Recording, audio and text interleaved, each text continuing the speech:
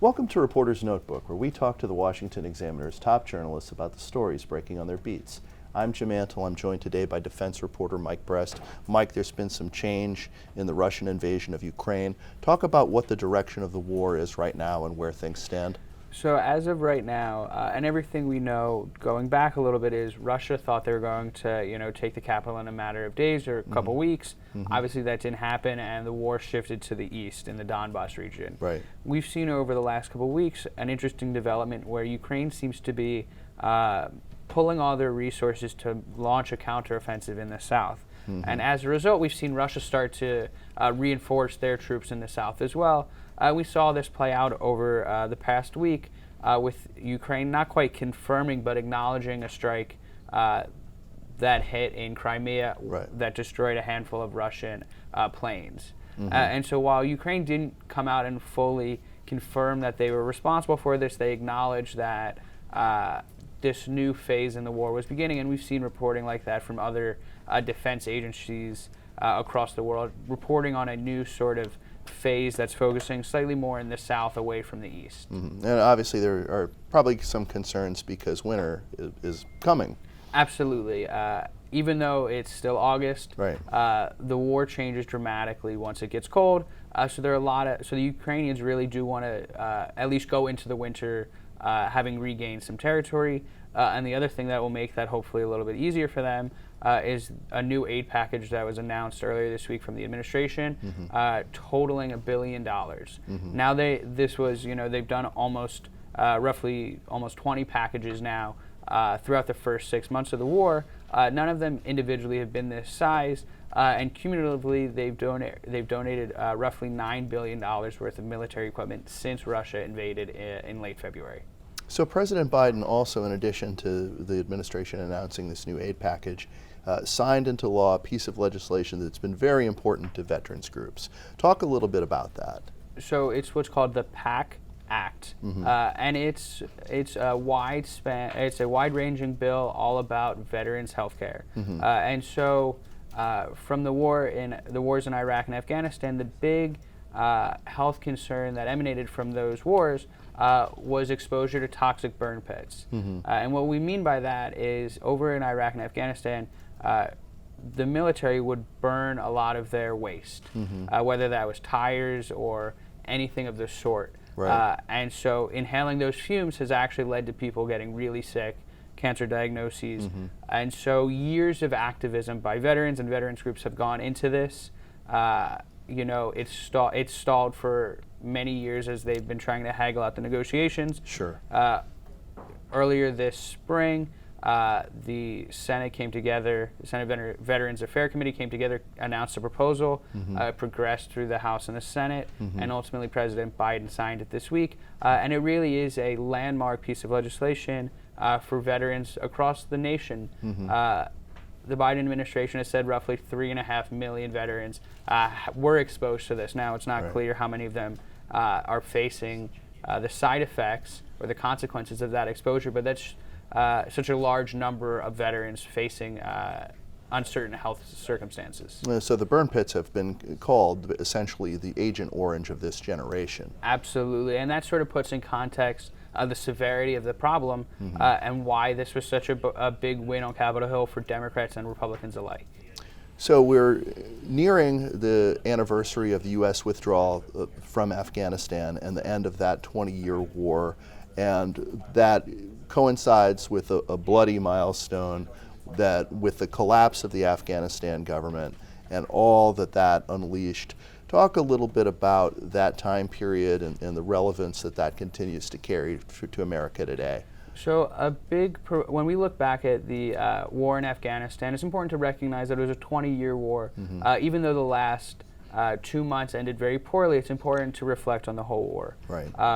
But as many defense officials have pointed out, the real change was when the Trump administration agreed to the Doha Agreement. And that sort of precipitated the U.S.'s withdrawal. Obviously, the date that they agreed to was the Biden administration pushed it back. But really what we saw was President Biden uphold a campaign promise to withdraw, even though he did it against military advisement. And we're now, a year later, seeing the consequences of that decision, which include the fact that one of the heads of Al-Qaeda was, killed in a drone strike a couple weeks ago in Kabul.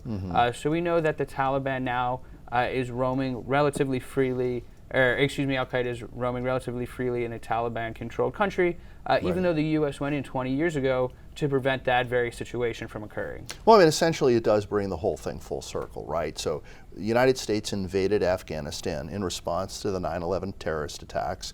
The Taliban government had been asked, more than asked, to hand over Osama bin Laden and people involved, Al-Qaeda operatives involved in the planning of those attacks.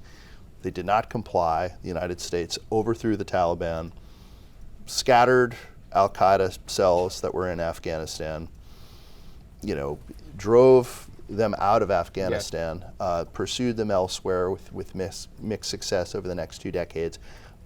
Now we're back in a situation after the withdrawal where the Taliban again governs Afghanistan, and even with the success of that strike, there are a lot of questions about how much freedom of movement does Al-Qaeda now have once again in Afghanistan, and at what point they'll be able to reconstitute themselves to become an extraterritorial threat.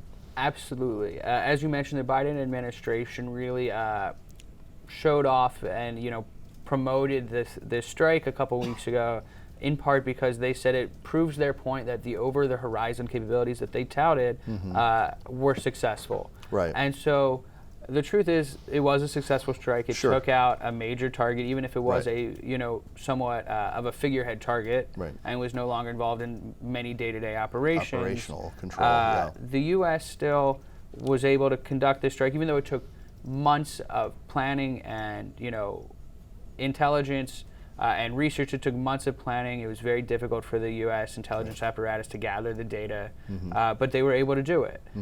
So the administration has really honed in on that. But whether it's Republicans or even skeptical Democrats of the plan, point out just the sheer requirements it took to launch the strike, and the fact that doing it over and over again is not really a recipe for success to combat not just one terrorist, but an entire cell or organization. There's another debate that the withdrawal started because on the one hand, the Biden administration was able to point to just the sheer number of people who were airlifted out of Afghanistan as the withdrawal culminated, could be compared to many past successful airlifts and evacuations. On the other hand, there were many people, particularly people who had worked as allies of the United States, who were left behind and in some cases have fates that are still unresolved. So talk a little bit about that. It's important to recognize that the U.S. worked with thousands of Afghans, convinced them to help them in their fight against the Taliban, against Al-Qaeda, against ISIS-K. And then the U.S.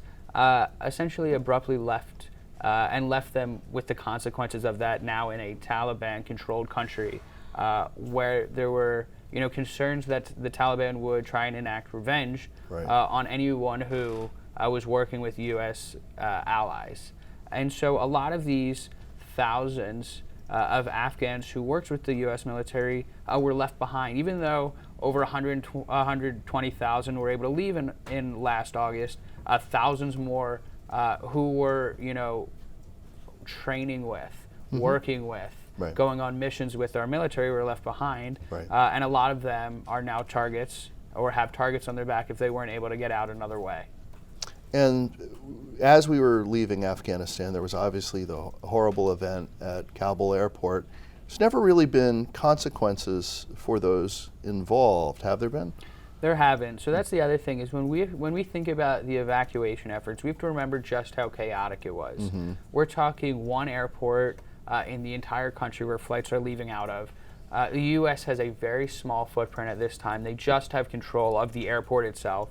And even in the final 2.5 weeks, they were actually allowing the Taliban to man the outer security ring of the airport because they just didn't have the number of people to do it. And so there was such a huge strain on these soldiers, given the sheer number of people, the thousands of Afghans pouring in, that it was such a mess that it was difficult getting people, who was getting the right people on the right plane, making sure they had the right documents, making sure that they should be getting on planes. So there was so much chaos going on, it was nearly impossible for the service members over there to succeed. And in the worst possible scenario, an ISIS terrorist detonated a suicide vest, killing him, 13 service members, and 170 Afghan civilians. And from that moment, it changed the last couple of days of the U.S.'s time in Afghanistan irrevocably. So, considering all of that, the Biden administration is likely to recognize this milestone in some way. It constitutes the fulfillment of a campaign promise, but obviously there was all this chaos and violence and criticism and questions about the execution of the withdrawal. What do we think the Biden administration is going to do to mark this time? Or maybe do they do it closer to the anniversary of 9/11? It's hard to tell exactly. DOD and the White House have kept the cards close to their vest, but it seems like they would have to tread very lightly on any, celebration or any celebratory Some sort or of mission victory accomplished tour. moment, Yeah. right. Given the fact that it ended with 13 service members coming home in caskets to Dover. So there has to be a fine line there. Right. And it'll be interesting to see just exactly how they handle both this as well as 9/11. Thank you, Mike. You can read Mike and the rest of our national security team's coverage at washingtonexaminer.com.